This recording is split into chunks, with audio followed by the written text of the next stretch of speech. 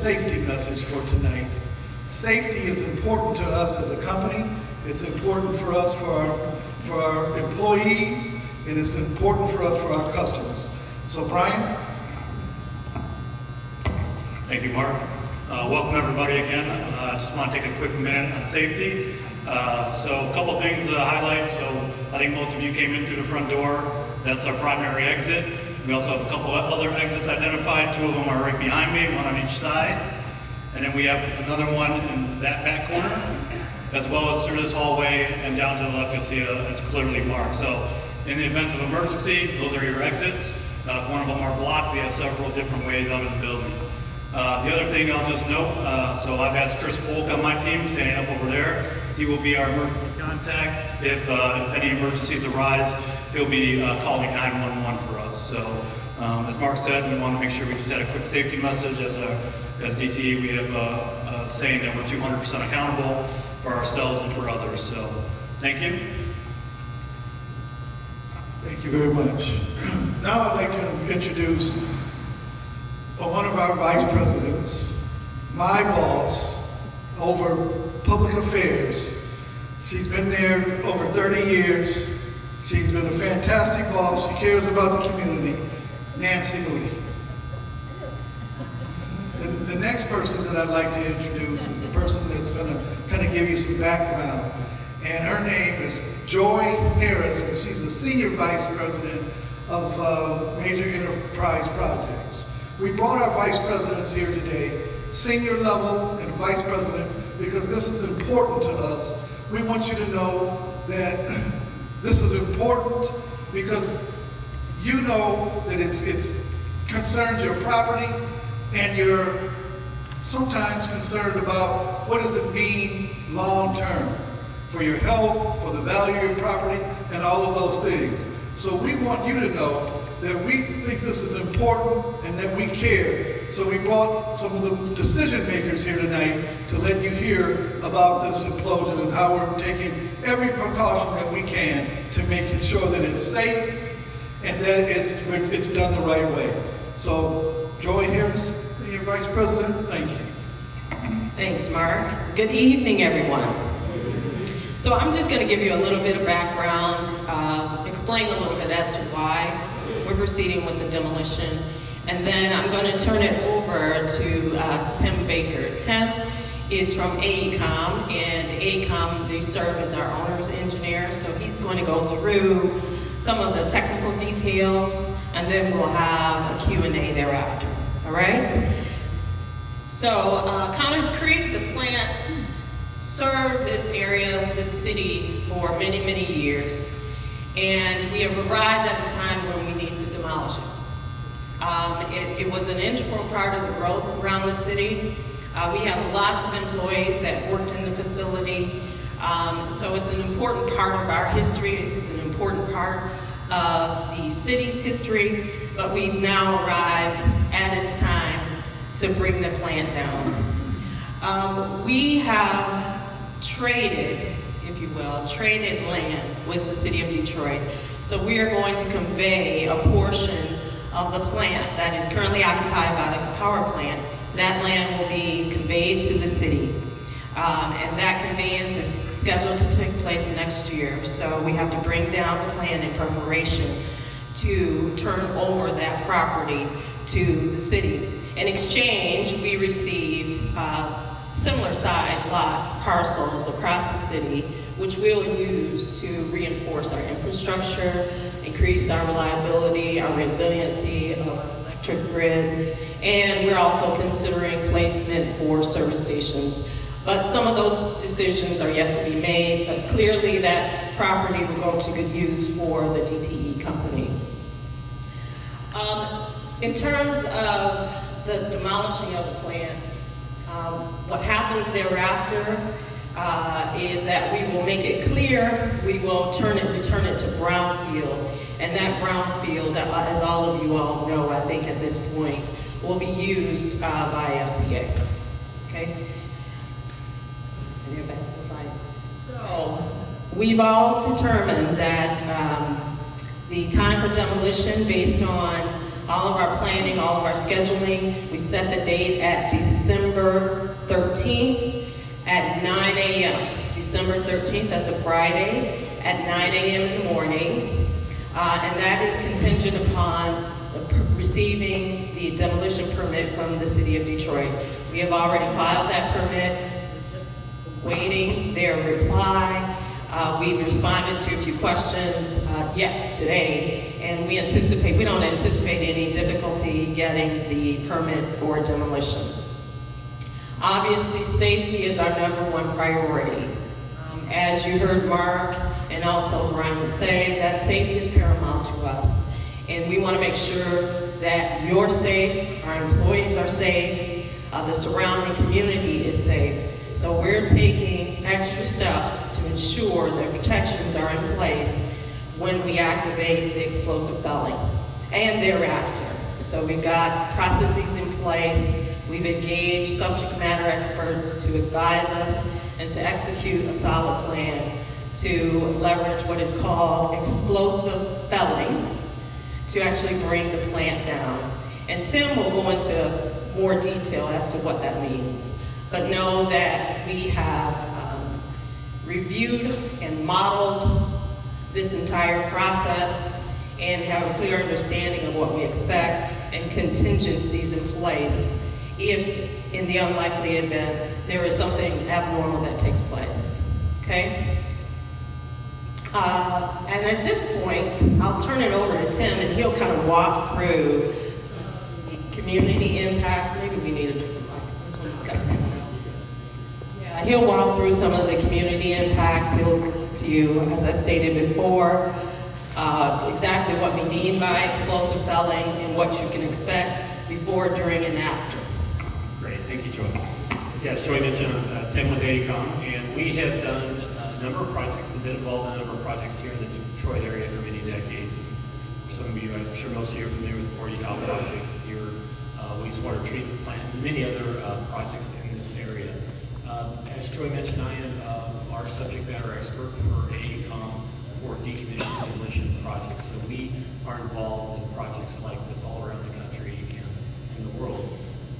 The demolition will be a one-time event. What we mean there with this is the explosive felling as compared to implosion. Implosion is done in a downtown building.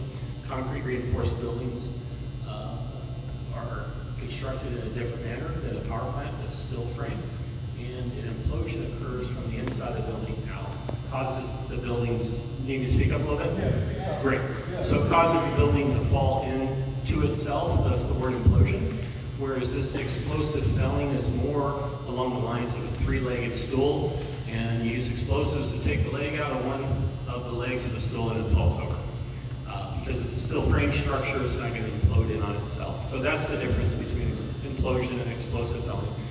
We know that it's a one-time event as compared to conventional demolition and other ways that you could take down a structure.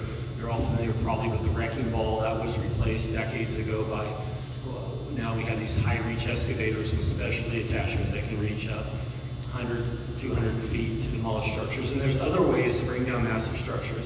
And the pros and cons with explosive felling as compared to the others is the other ways that we would take down a structure like this would result in a lot of dust, a lot of noise over a long duration of period of time, such as 4 to 6 months, whereas the explosive felling is we prepare for several months, we push the button, and it's down in 6 seconds. So that's the difference. There's no major road closures. Closures will be required, especially in your areas. The electric and gas shouldn't be interrupted. You should have no interruption to any of your utility services as a result of this one-time event. There will be some dust. Obviously, it's impossible to bring down a massive structure without a dust cloud going up in the air. The one factor we don't control is Mother Nature, so we don't know which way the wind's going to be blowing, but the prevailing wind right now for this time of year is usually towards the Morgan waterfront state community and away from, I think, where many of you may be. Hazardous materials that could potentially become airborne have been removed. We have performed an extensive effort with dozens and dozens of workers over the last 6 months to a year removing asbestos and any other materials that were in the building And then we had a number of third-party consultants come in and inspect their work and identify if there was any other suspect material that was in sample. And if it came back positive, it was also removed. And so when you see the cloud, it's going to be a clean cloud of dust. The air quality will be monitored before. We're currently monitoring it now. It will be monitored during the explosive filling event and thereafter. So we'll have baseline information.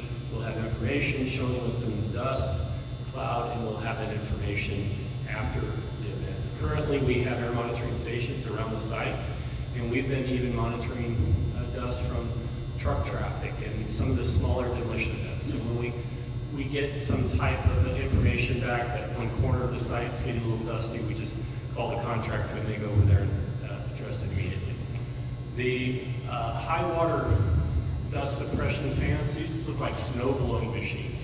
And so they blow water up into the air to help mitigate the dust cloud and bring it down a little quicker. If it's very cold, we may be making snow, but nonetheless, that will help us keep the dust down also. And then the cleaning crews will be standing by to address any streets or neighboring communities that may need to be swept or cleaned during the course of the project.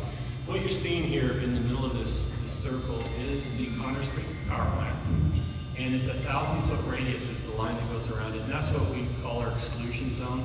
We make sure that everyone is outside that 1,000-foot, or if they're inside that, but they're in a building and not standing by a window watching the explosive filling event because of the air overpressure and potential that it could damage a window. We don't want them standing by that window. So we have facilitated that 19 homeowners that are in that circle to provide them an area with coffee and donuts to watch this. That's safe distance. All right.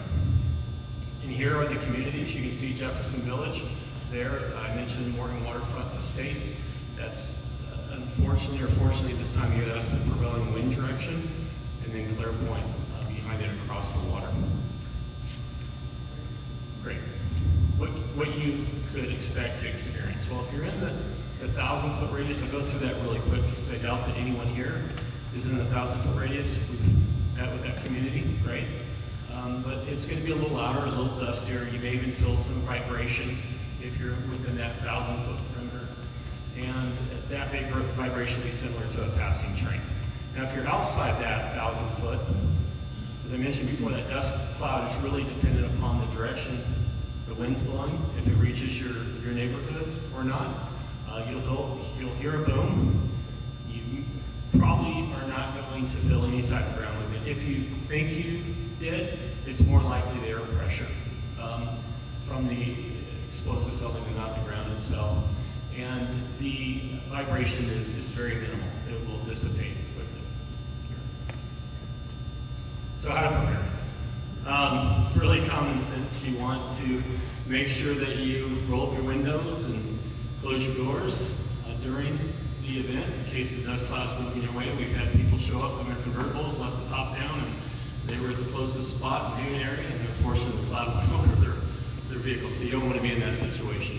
So to that point, you park your car in the garage that day if possible, and remove your valuables from your shelves. And that really only applies to those people that are within that 1,000-foot or just near it.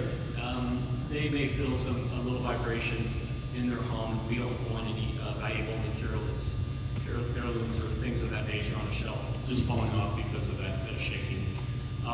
Again, not running your heat between 9 and 9:10 a.m. that pertains to those homes that are really close, 1,000, maybe 1,500 foot, because of the potential for dust being sucked in through their air conditioning unit.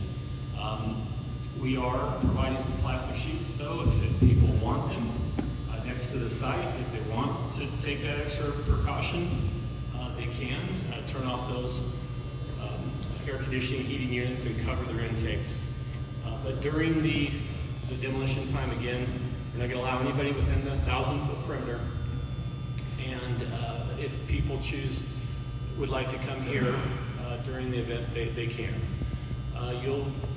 You may receive a door hanger. I could expect, if you're, again, adjacent to the plant, is a minimal impact. If you're further away, there's some of the homes that are beyond Morgan Waterfront Estates. Again, you'll see a dust cloud, you'll hear a boom, and I doubt that you'll feel any vibration. We have done, or the contractor has done some modeling, or the process right now, of looking at what that vibration level will be for those homes that are within 1,000, 2,000 feet. And our concern there obviously is cracked up foundation or slab, which rarely ever, actually, it's never happened in 30 years that I've been involved.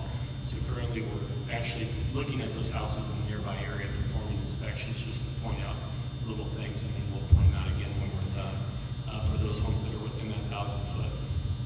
The structure will fall to the north, and we're going to erect a curtain wall. The contractor is right now in the process of driving some large piles in the ground. This curtain wall is a 10-ounce geotech material to deflect some of that blast and dust cloud on the implosion event. Next slide, please.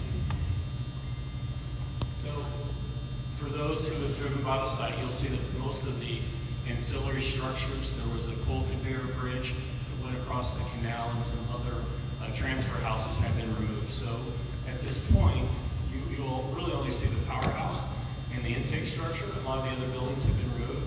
And in the powerhouse itself, if you're driving by, you'll be able to see completely through it. The contractor's been working, the last month bedding out the floors up to the operating floor, the third floor, so that charges can be placed on those columns to bring it down. And again, the hazardous materials that could become airborne has been removed. And the Edison Boat Club intake structure, a couple of the buildings remain, but for the most part, the site's been leveled. So our experience, this is a little more exciting than maybe the things I've shared so far, and that is upon completion of the construction of the Mercedes-Benz Stadium in Atlanta, Georgia, and we were involved in that project. I inherited the oversight of the Georgia Dome, which was right next door. And we had some challenges, to say the least. There was only 80-foot distance between the two, and between the two, underground 12-foot, was our Martaton, our transit, public transportation system. And then to make it even worse, as you're looking at a grassy area in front of the Georgia Dome, that's actually the top level of a 5-story parking structure that nearly abutted the Georgia Dome. So we only had about 3 inches of room on 2 sides to work with. And because of the risk associated with this project and its very, very close proximity to these other structures that remain, we performed extensive modeling. We used the company that did the forensic modeling after the World Trade Centers came down. Many of you may have seen the computer contamination views on the news and different things showing those structures coming down. That was Thornton Tomsetti. And the contractors using that same company at Connors Creek to evaluate their structure and ground vibrations. And so as a result of that, we made some changes to the demolition plan, and happy to share with you we had 0 damage as a result of this project that was, as we noted here, about 50 times larger than the Connors Creek power plant. Slide. All right. Again, we don't anticipate any issues during the demolition, but if there are, DTE is ready to respond. I think we have Brian Nino's business card here. Is that right up here on the desk? Great. We'll be passing those out, and you can come obtain them. DTE's developed a seamless process to address any concerns. Your first point of contact would be Brian. If you have any questions or concerns, he'll follow up on that. And then we have boots on the ground the same day. So if you were to come to the site and you had an issue, we'll have someone that can address your question or concern. And we encourage you to raise any issues that you may be concerned about, so we can address them immediately. And there's a phone number there for you to call. Great. Okay, so the phone number you saw, that 235-8319, is a hotline. That's an active hotline right now. Yes. And then we also have a website where we'll offer additional details. Much of what you'll see on that website, and it's a link, I think, that we included in the handout today. It essentially just gives you an update similar to what you're hearing right now, the timeline, what we intend to do, what you should do during and after, and if you need to contact us, how to do so. Okay? Questions? What questions do you have? Yes, sir. So I have Joy, I have a microphone, and if we can have everyone just say their name, where they live, that would be helpful. Raise your hands and I'll bring you a microphone. I live in Victoria Park. My question is, has the school in our area been notified of what you guys are going to be doing? Because school is still going to be in session. For our public affairs folks, the schools have been notified that we intend to, or no? The schools have not been notified, and that's good, because we still have time to do that. Raise your hand if you have a question. I'll bring Thank you you a for mic. that. Mr. Henry. Good evening, Jay Henderson, Riverbend Community Association. I noticed you said you're going to have boots on the ground that day. Are they going to be in the vicinity? How close are they going to be to this? Or say they endanger themselves, how close are they going to be? We're going to be on site in the area with the mobile command center, and I don't know the exact spot that we'll be in yet, but it will be right very close so that people can come to the facility. People will also be able to call the hotline and leave a message, and we'll come out to your spot, to your home. Okay. And we'll find out exactly where we're going to put our mobile command center and let everyone know. Okay, I'm good with that. The other thing is that I would assume that you've let the police know that you plan to have this explosion that day. Yes, all government agencies have been told. And this is at 9 a.m. in the morning, right? I know you say you have addressed the Morgan Estate, and what about the rest of the people? Are you going to put door hangers on the door the day before so that they will be looking, when they hear that boom in the morning, they won't think it would be an invasion or something? There will be a letter sent out to everyone. We have everybody, we work at utility, so we have the addresses in the area and the zip codes. So we'll send out a letter to everyone, making sure that they're aware, and we'll do that shortly. And we'll send something back out to your organizations so that you can let them know as well. Other questions?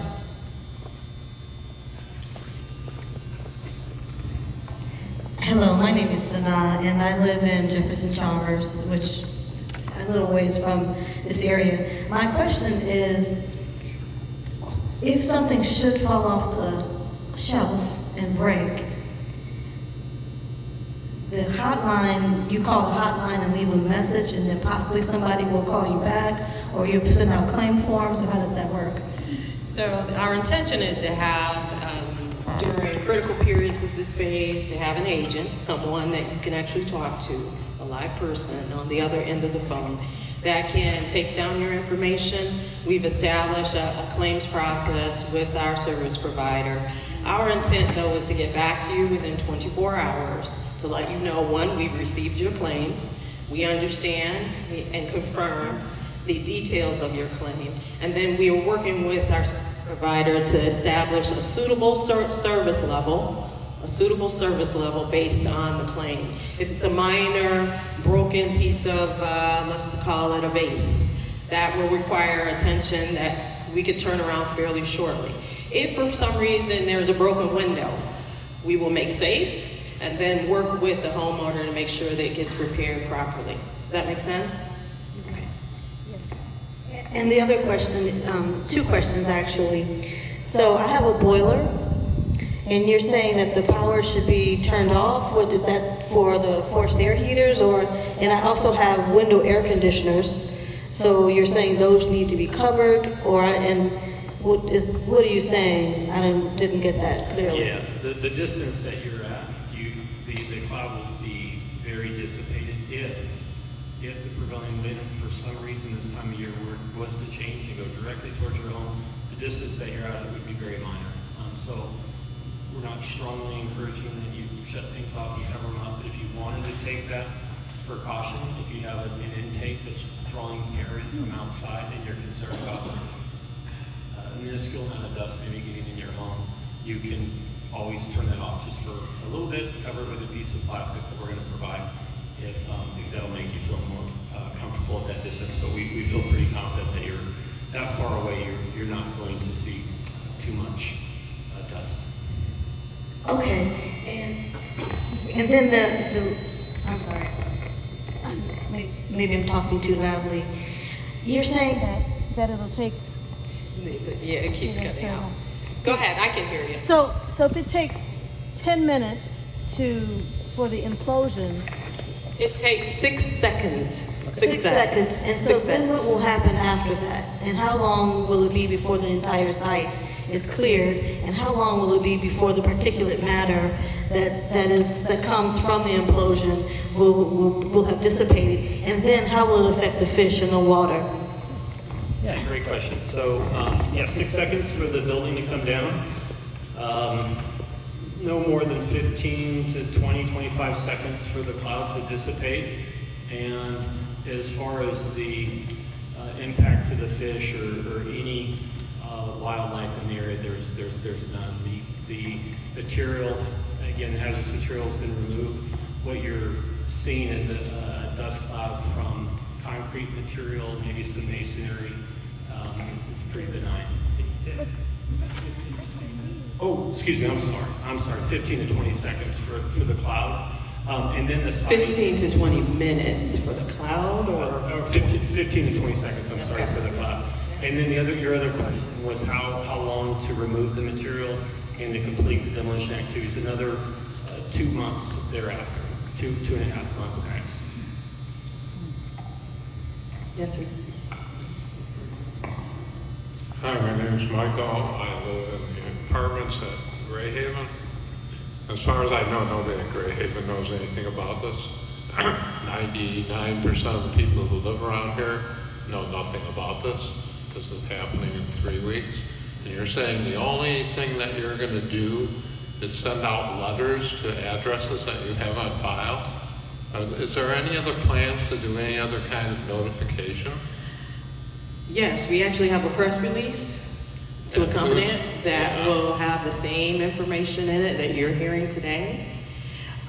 We have a website that we're making available with the same information that we have today. And we don't, we understand where all of our customers are in our service territory, so we're not leaving it to chance as to whom we need to contact. We know how to contact them. We have their address. All kinds of mail to people who used to live in my apartment. So how do you know that you've got everybody's contact information and that they're actually going to be home when you send them a letter? And how do you think news outlets are going to use your press release? Because nobody reads the newspapers anymore. There are no newspapers that are worth anything. I've got another question too when you're done with these. So it seems like 3 weeks before this happening that everybody should already know about it in case they're out of town for the next couple of weeks and they come back home, they don't know what's happening, they hear a boom. Which is the purpose of us having the discussion today. Those that are going to be impacted primarily are in the adjacent neighborhood, and we've had multiple sessions with those individuals up until this point. So those that are closest to what we will call the exclusion zone, they've had lots of information from us, lots of contact from us. Those that are outside of the exclusion zone, Gray Haven would be outside of the exclusion zone. We're using community meetings like this. We'll have notifications sent to you by way of the address that we have on record for those residents. And then we're using social media as well as print media. Okay, so there's going to be more community meetings when? This is the final community meeting of this size. If there is a need to have additional community meetings, we'll address that later. Well, since 99% of the people around here don't know about this, There's no plans to have any more community meetings? At this point, we can address additional community meetings, but you said you had another question. And that Okay, question my was- other question is about the prevailing winds that you keep talking about. How do you know what the weather is going to be like on that day, and are there any contingency plans?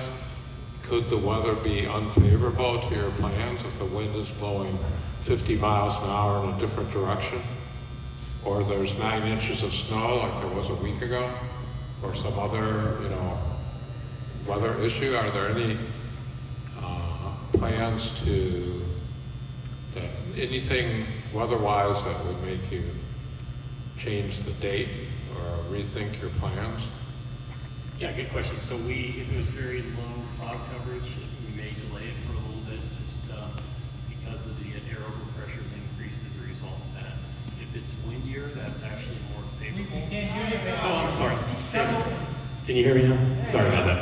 So if there was low cloud coverage that day, we may put it off for a few minutes or an hour and let the cloud coverage change. If it was windier, or if the wind changed the direction, both of those things are more favorable for us because it creates more real estate between us and the neighboring community. I think that addresses, was there one other question, or was that, did that address your 2 questions? If there's a very low cloud coverage, we may wait for it to lift a little bit. It would be a combination of low cloud coverage, a heavy snow, snowing heavily at the time may result in us postponing it for an hour or 2 as the weather conditions change. Yes.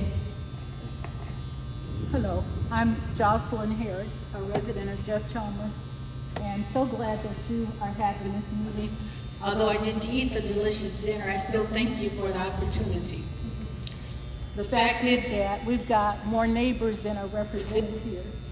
I think our our last count, we had like 32,000 doorways, and I know that you identified an impact area that could be impacted. That makes lots of sense. But on the other hand, now that we're going to make some concessions, and I'm sure that you're going to get this sheet letting everyone in the community know that's on this sheet. You have a way of getting it out so people know exactly what's going on outside of the impact area? Or are you only sending this sheet that you gave us today to the impact area? The sheet that you have, the handout that you have, that's the same information that's on our website. That's the same information that we're going to make available through the hotline that I just discussed. And we have addresses for the communities that we outlined, Clare Point, Jefferson Chalmers, and also the Morgan Estates, that we can provide additional information to, getting closer to the event. At this point, though, those that will be primarily impacted, we're having face-to-face meetings like this with those communities. That impact zone is actually contained to the Morgan Estates. It isn't beyond the Morgan Estates. Those outside of the exclusion zone, we're using community meetings like today's community meetings to expand the message, and then notifications via mail, messaging, social media, and print media. I understand, and thank you so much for repeating, because I do want to understand, so I can talk to my neighbors. But there's another question that I had. Sure. Because all of the areas that you named are what our language, or at least my language, is gated communities where people live. Yes. But my question would be about the people that live On Algonquin, on Tennessee, those single family homes. I went through the neighborhood yesterday. And several of us did with a flyer, and they did not know that the plant was going to come down. So my question is, I understand you're going to send them letters in the mail, and you're expecting that they will open the mail and that they will read it and not be surprised by this event. I'm just saying that seems like that's a lot of assumptions, but I'm not here to criticize, here to help. Because the fact fact is, we don't want to see our neighbors stressed out anymore. So I think that there might be some suggestions that maybe some of us can get, so we can get to those neighbors, because they're not here. Many of them are seniors and they don't come out at night. They look for information really during this season To come to them. Okay, we're happy to take your suggestions as to how to reach your neighbors that are in your community, and we will take that feedback immediately following this discussion. We have a host of people here that can Knock take your, doors. you can Knock talk to doors. them. Sorry? I mean, knock doors. Our technique normally is to go door to door to make sure that they're getting it. As far as Doors. Okay. That would be. We have door hangers as well. Okay, so you'll be taking door hangers? We have door hangers, we have print media, we have social media, we have website. okay, but to get them to the people, I'm trying to be clear and understanding. As our process is knocking doors, are you prepared to knock doors? We're prepared to hang door hangers. Okay, excellent. Then the last question I have, you know, DTE is our only utility company, and all of us who have heat pay in. So my question to you is that this implosion is going to benefit the city of Detroit, FCA, and DTE. But how is it benefiting our community? So it's benefiting DTE by way of us getting additional land so that we can continue to harden our facilities, which are installed to serve you. So our intent is to install additional substations, and then we are actually examining whether or not we need to have different service centers inside of the city. That's how DTE intends to make use of the land that will be conveyed to us in exchange for the land that we're offering to the city. Okay, got it. Beautiful. Hi, my name is Valencia. I live in Jefferson Village. I wanted to know what exactly you're testing for with regard to the air quality, and if you detect something post-demolition, how will the community be notified, and how soon after you're made aware of it? Sure. Yeah, so currently we have perimeter air monitoring stations around the site, and they are testing for PM10, which is just a particulate matter, just basically telling us there's dust. And we are also testing for lead, asbestos, and silica. And so we will continue to perform those testing through the explosive filling. We've been testing during all the demolition activities. And just so you know, during the removal of those materials, we had no readings at the action level or any level that would be of any concern. So now that those materials have been removed from the site, we definitely don't anticipate that we'll get any readings as a result of the explosive filling. But good questions. Right, but if you do, what's your process of notification to the community that you detected something?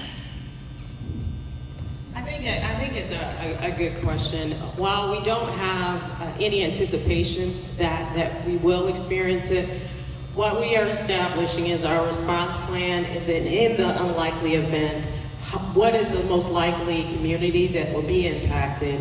And very similar to the way we're reaching out to you today, we know those residents. We have their phone numbers, we have their addresses, we know how to get in touch with them. We will make use of the same communication platforms that we have today, print media, social media, also any type of telephony that we can use to notify residents that we've had an anomaly. But at this point, we're not anticipating it, and we're open to suggestions. If you would like to offer suggestions as to how we may contact you, different than what I just described, happy to take your feedback. Hi, my name is Joanne Jefferson Thompson. When will the schools be notified? I already have that on Mark's list for tomorrow. Okay. So because you guys wait till the last minute, and it's not good. Thank you. I appreciate that for highlighting it, and we will make sure they're notified. My name is Marlon. I live in Jefferson Village. One of the things that is not clear to me is how long you guys plan to stay engaged in the community post-demolition. Are you coming back a year later to touch base and say, hey, let us tell you how successful it was. We didn't find anything there. We didn't. This is what FCA is doing. This is what we're doing. Because my understanding is you guys still have some connectivity still to the land around here. So I just need to understand what your point of engagement is moving forward. And to be honest with you, I am very, very disappointed, just to let you know, since leadership is here, that you had not contacted the schools. That's very disappointing to me. I don't reach for the mic yet. That's very disappointing to me because it's at 9 a.m. on a Friday and school is still in, and you have not told the schools. You're not giving them a chance to prepare and develop their plan in case something happens where you have countless of kids. They have to have their own emergency response. They have to have their own plan in case something happens, whether they're in the target zone or outside of it. That is an oversight. You need to address that. And the postcard when my wife asks, well, what happens if it does? It seems like you make up the plan on the fly, and that's okay, and that's fine. But I feel like there's a little bit of defensiveness as if we should just know and we should just trust what you say. And so B, how you stay engaged, and I really want you to think about the fact that a lot of people are hearing this for the first time. They don't know what you're going to do. They don't know you as an organization. They just pay your bill. So I just want to think about that for a second. I appreciate your feedback, and yes, that is a miss. It is a miss with the schools, and I understand your urgency. We are not leaving this community. We still have employees that work in and around this community. We still have assets that will be located on that site. We're not leaving this community. We still have our own employees that have to traverse in and out of that site. So we're not leaving the community. We're not abandoning the community. We still have lots of work to do in that community. That's your first question. How we plan to engage the community thereafter, I think a forum like this would be a great forum to come back and say, we're done. What was your experience like? So I welcome your idea, quite frankly, to re-engage the community just to make sure that you were satisfied with how the whole process went and to offer suggestions to us as to how we might improve our processes thereafter. Okay, real quick, the school piece, when you reach out to them, make sure that you're willing to assist them in developing their plan. It's a different ballgame than just telling residents to cut off their heat. It's cool kids, it's protocols, it's a whole nother level of liability that they have to prepare for, and you're not giving them that much time. Work with them and keep in mind the holidays are coming up. So it's different.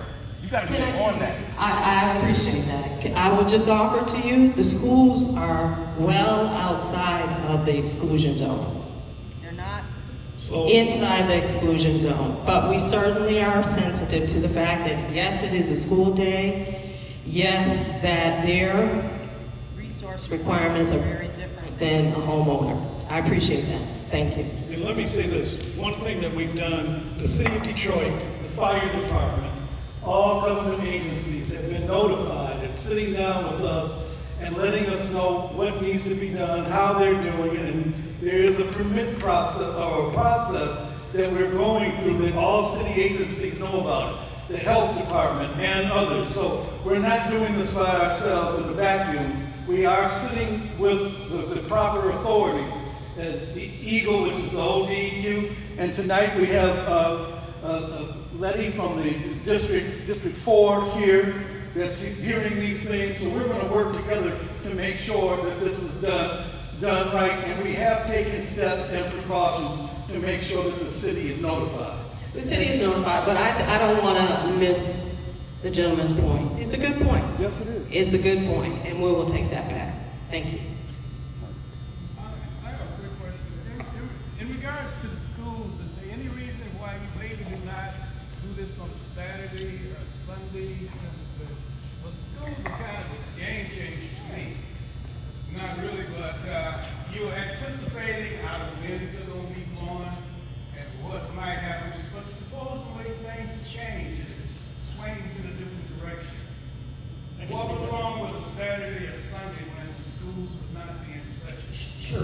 because of the distance the schools and the neighboring communities are away, Friday was a more ideal time because people would be at school or at work. When we do these in downtown settings on Saturdays or Sundays, sometimes we're forced to because we're having to shut down maybe a neighboring business. It attracts a lot of attention, and it becomes a challenge because you actually, in Las Vegas, for example, when we took down the Dunes Hotel or the Georgia Dome, we get thousands and thousands of people that show up, and they turn it into a big spectacle, and they don't mind standing underneath the dust cloud as it comes over, and they really shouldn't. It's not a health hazard, but it is, from a safety perspective, just to manage the people that would be out on a cold day, potentially slipping or falling on ice or something of that nature would be more of a challenge on a weekend than it would be on a weekday.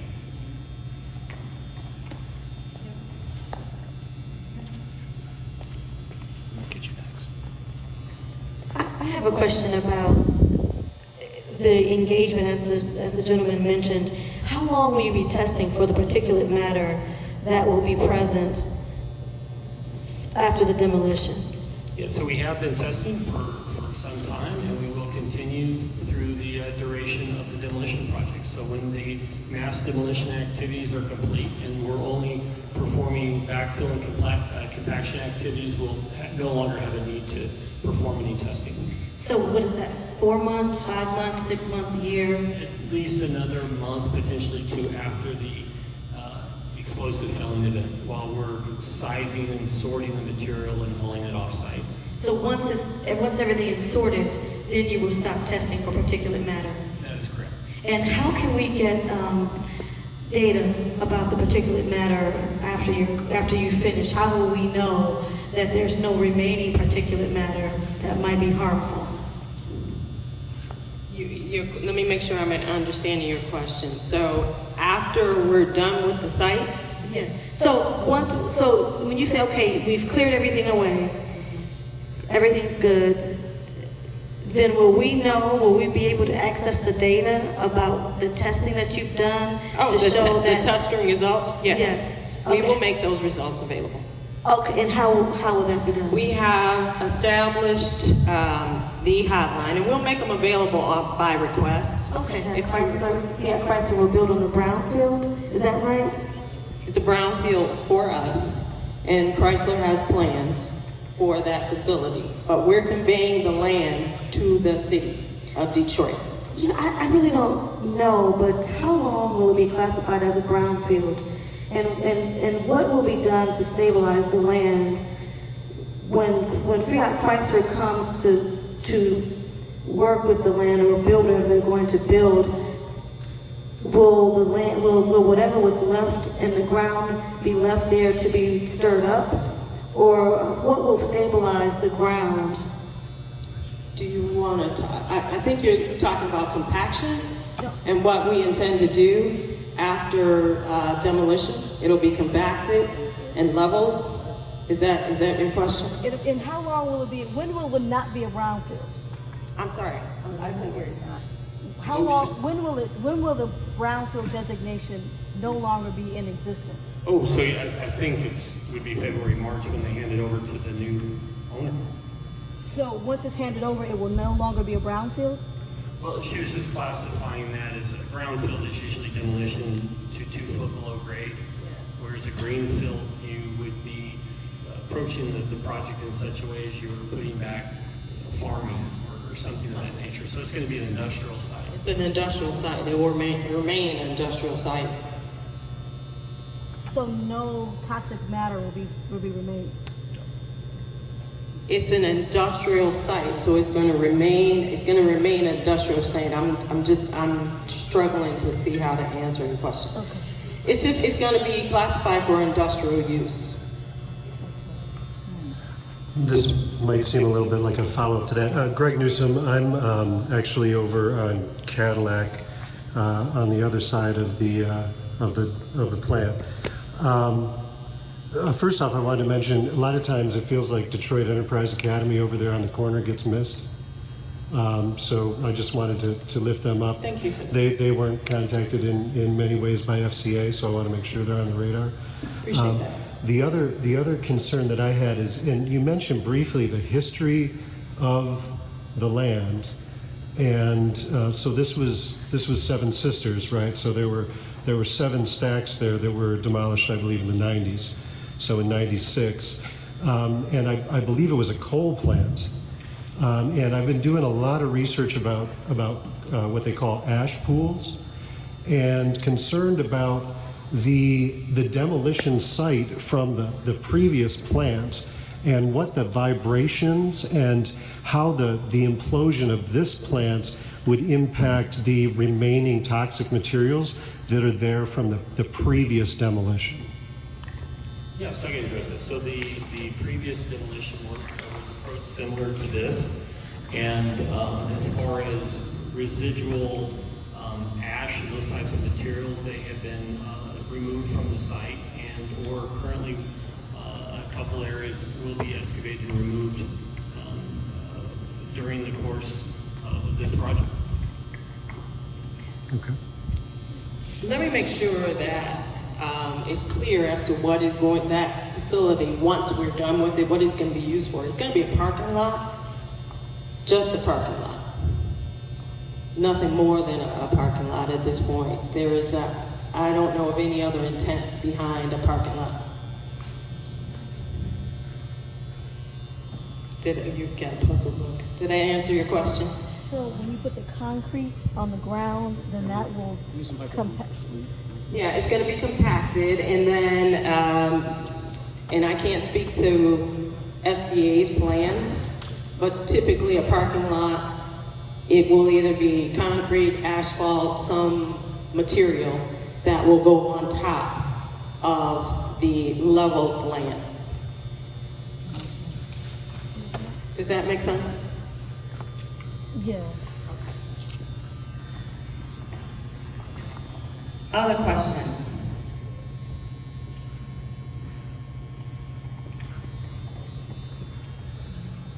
What's going to happen to the Edison Boat Club? The Edison Boat Club will be demolished. We're preparing for demolition of the Edison Boat Club as we speak. Is that land also being handed over? No, it is not. DTE will retain that land. Yes, sir. Are you planning to call anybody in Windsor?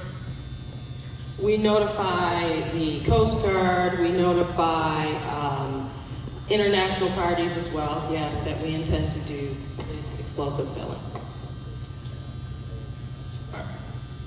All right, so he gave me the mic back. All right, so we beat y'all up enough. Now let's talk about opportunity. I know the DTE prides itself on being a good corporate citizen.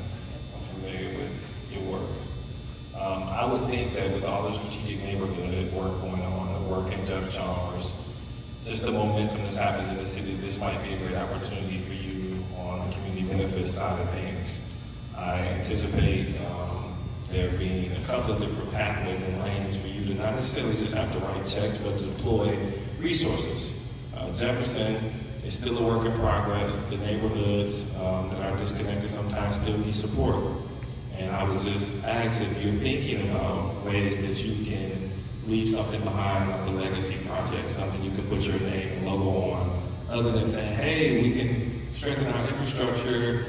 We pay for that, right? So it's not like we view that as a community benefit, right?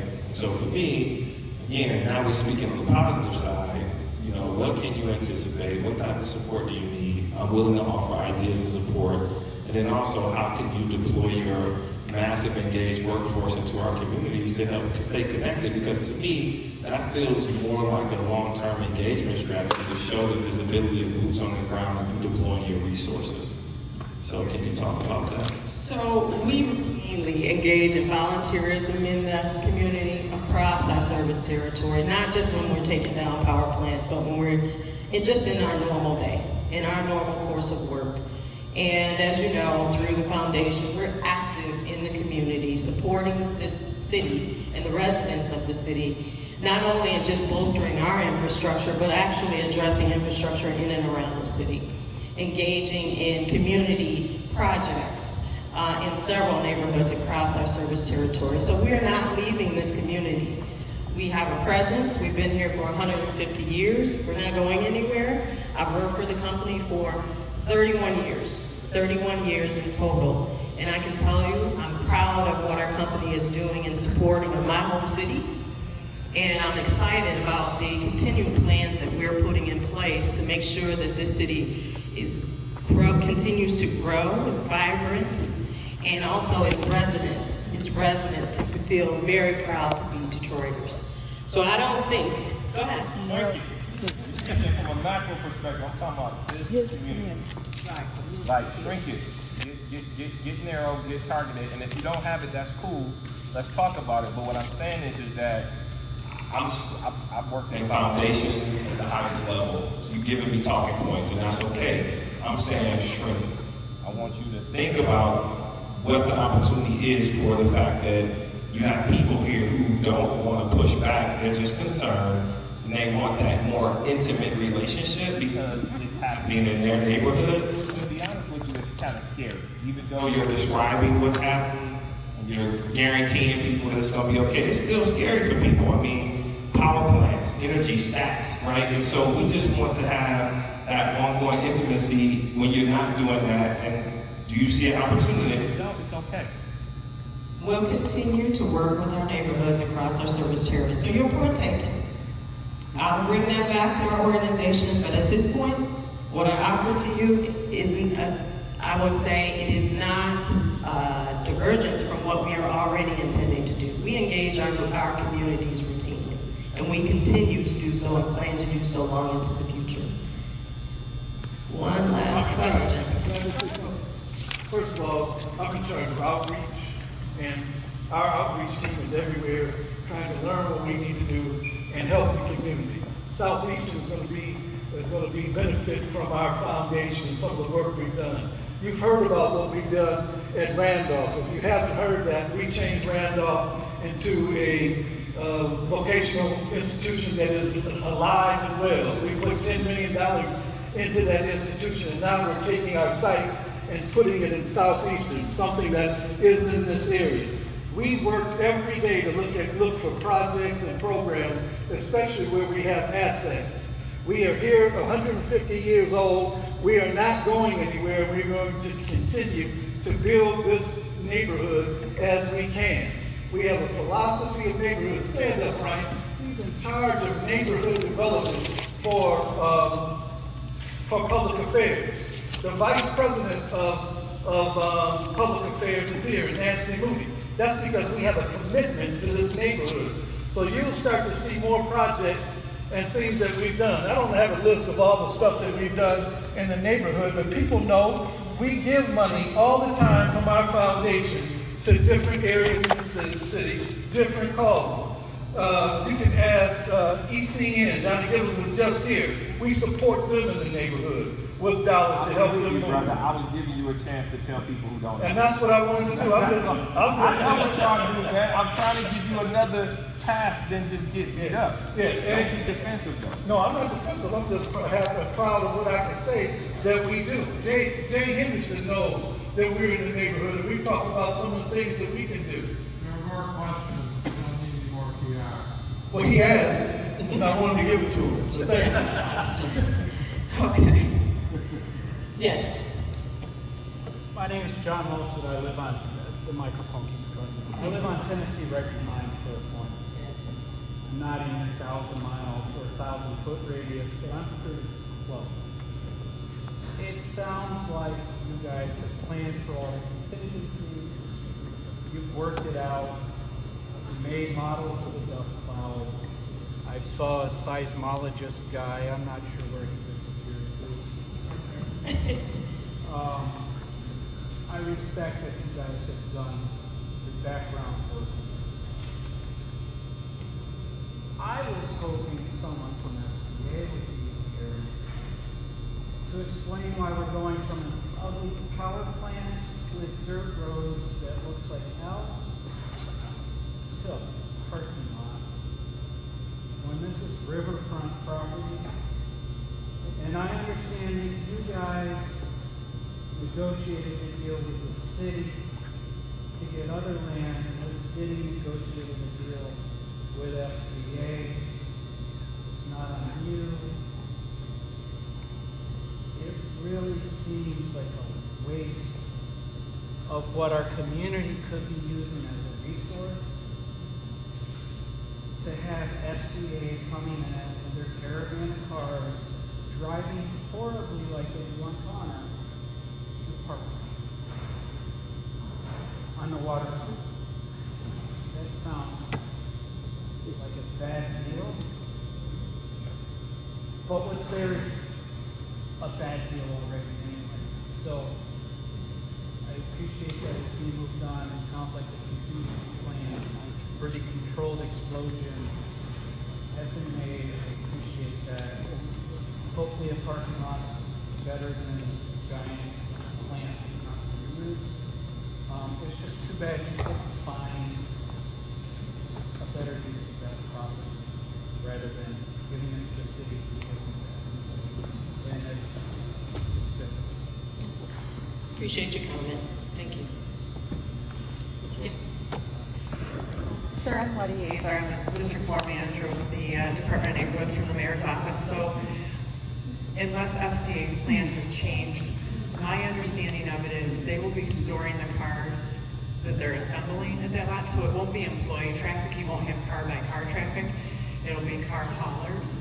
I believe it's 7 a.m. to 10 p.m. traffic that those cars will be coming through.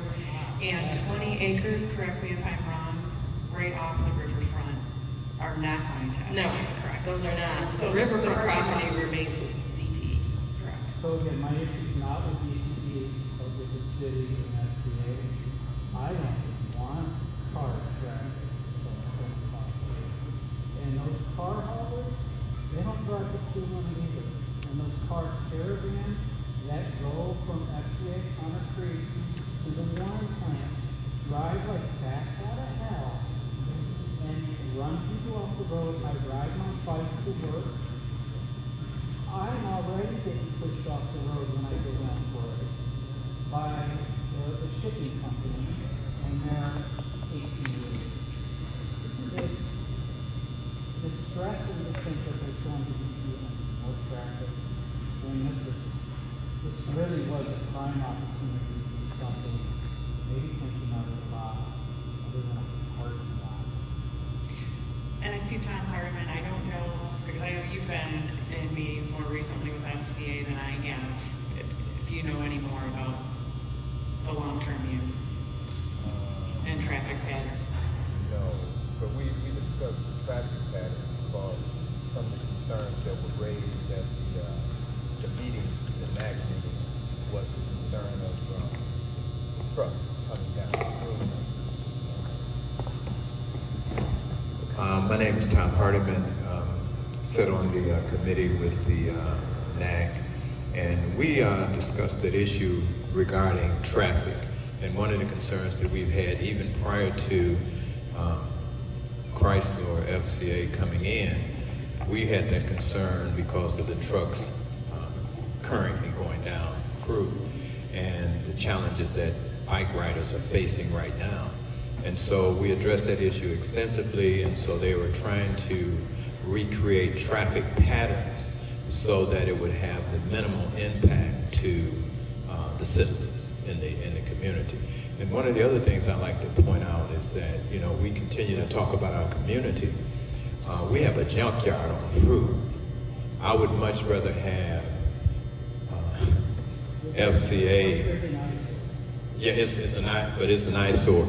And the thing that I like for people to consider, you know, because I live in the community, I live on Clairpoint, is that when we look at development, we have to look at the whole picture. Let's say Chrysler did not do anything, that eyesore would have stayed there. I never liked it. My son lives in Morgan Estates. It was an eyesore, and I think Morgan Estate, they want the building down because it's an eyesore. So again, you know, it's always give and take on all sides, and certainly as a citizen in the community, we're going to be, you know, we're going to be concerned. And that doesn't take away. We just have to, you know, mobilize our thoughts and begin to communicate with the individuals that are putting these things together. We need to attend the meetings. We need to talk to the community groups. We need to be, you know, aware. That's it. And FCA, thank you, Mr. Hardman, I appreciate it. FCA is also conducting a sound study and looking at sound barriers to mitigate some of the noise. So they appreciate that there's some added nuisance coming to the neighborhood. I don't know where they are timing-wise on that as well, but they've done, in my opinion, they've done a nice job and the Benetton neighbors have raised multiple concerns throughout the process, but have felt very supported and feel like their wishes and their asks and their needs when it comes to noise mitigation and the wall that they've built along Benetton. We've had very positive feedback from the neighbors there. We meet with them monthly. So I would expect to see that same level of engagement from FCA on this as well. So I'm very pleased with their response to the Benetton neighbors.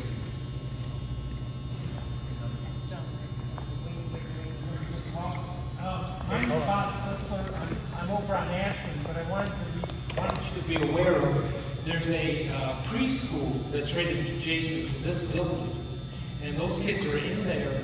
And if you decide to, you know, the teachers, everyone can say, okay, it's going to go up at 9, and let's say you guys postpone the blast, the teacher I can see conceivably at 10 saying, oh, that wasn't bad at all. And then if it goes up at 11, these kids could be traumatized. So I think you better. I think all of these are good points. We'll take that back and review our plans. Make sure we got strong communication with the schools. Appreciate it. One last question. Will this change? I saw the person from the city come up, and I know way before FCA wanted that land, that plan had been just sitting there. But will this project do anything to increase our property values, or will it decrease it? I can't speak to what this plan does to your property values. I understand, because nobody cares. It's like, this is all about the industrial, the city made a deal. You guys have owned that plan for, how long has that plan been vacant? That plant has been in, well, we retired the plant officially in 2008. Okay. So, and I know some developers that have been interested in it, but it's hard to afford the environmental cleanup and the enclosure without governmental help. And the city was glad to give it to FCA, I'm sure, but there was no desire to do anything positive for the community.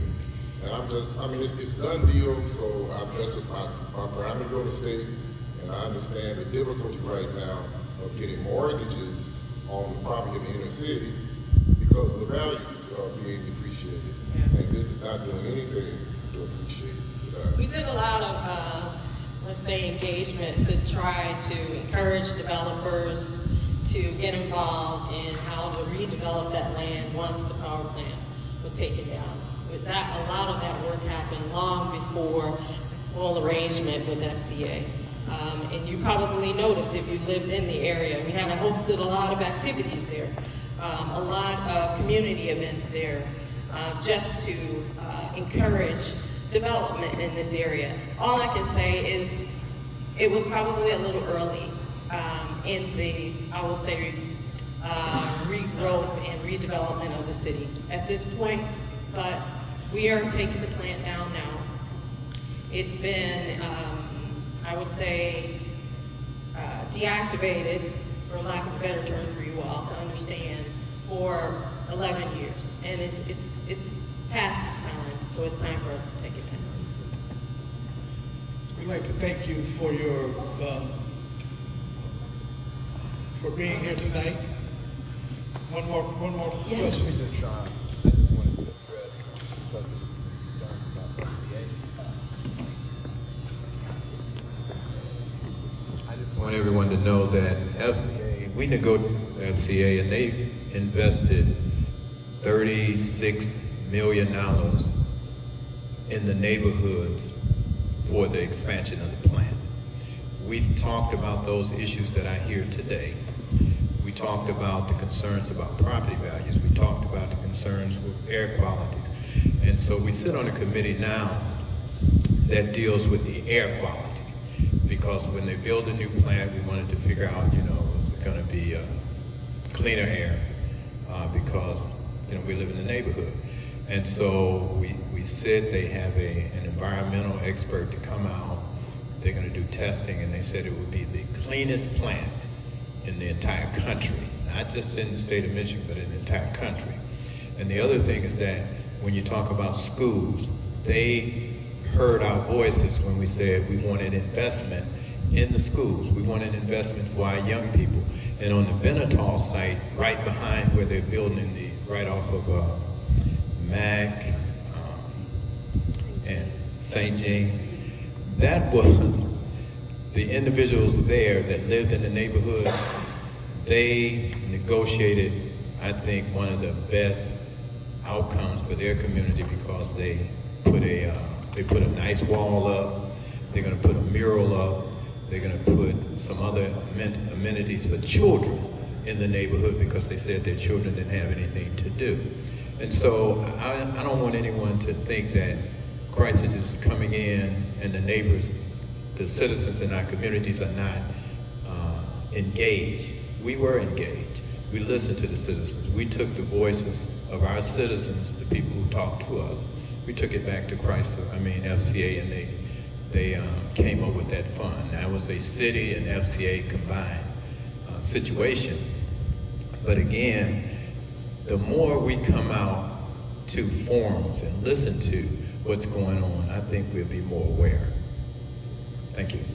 And Jay Henderson was one of the individuals that stood on the committee too. Thank you very much. Thank you. One last question. This is it. Thank you so much. Well, this is the last question or comment from what our community is saying. Because I heard you say all of the wonderful, and I know you are, I saw Eastern Market, DTE, I've seen DTE all over our city with projects. But the people here, we're talking about Jefferson Chalmers, and so within our boundaries, we've identified some critical needs. We'd like to have the opportunity to sit with your community liaison and to give them some of the ideas that come from the community. And so we're looking forward to doing that. So I hope before the night is over that I'll be able to take that back to our community meeting tomorrow, letting them know that some projects such as closed recreation centers in our neighborhood can get some support from DTE. I'm talking specifically about Mahira's Recreation Center. Those are some of the things that's on our list. Monteith Library, that's open for 2 days a week and is non-handicap accessible and has lots of not cosmetic issues, but ceilings and walls that are falling. So we're looking to you, the leader in this capacity, to do a real benefit to our community and look forward to a conversation and an outcome. So thank you for that. I look forward to a conversation as well, so I'll make sure I connect with you after the meeting, make sure you have my information. We can talk directly to you about that because we do. And we're happy to look at anything in this community. As we said, we do all throughout our service territory, and this being a critical piece of that as well. I'll make sure that we sit down and talk. And I think the other comment that I heard that we want to just make sure, kind of, I think Joy already touched on it, but that we will make sure that we go out to the schools. We'll make sure we establish that line of communications. If there's any change to any of the plans, the time of day, we'll make sure that there's a direct line of communications with the schools during that day to make sure that they are notified. And we see that as something that we will correct as quickly as we can. So thank you for those comments, and please feel free to reach out to myself and Mark or anyone on the DTE team. Yep. So I'm just going to close this out just to make sure you're aware. We plan to be present the day of the implosion. We plan to have community bands situated strategically around the immediate area and even beyond that. We plan to be present thereafter, after the explosive felling is complete. We have staff that will continue to work at the site even after the explosive felling is complete, and we have assets in that area. So our work here is not done. It will continue. And I just want you to know that, and this is on a personal level, I grew up in this city. This is my home. People I love live in this city and in and around this city and in some of these very neighborhoods. So it's important to me personally that this is done well, it's done right, it's done in something that is better than just compliant, and that we leave behind something that isn't an eyesore for the community, and your experience through this process is something that works for you. Okay, so I've taken your feedback. We got a few gaps to close. We have several weeks to tighten up our plans, and then this won't be the last time you hear from us. Okay, thank you.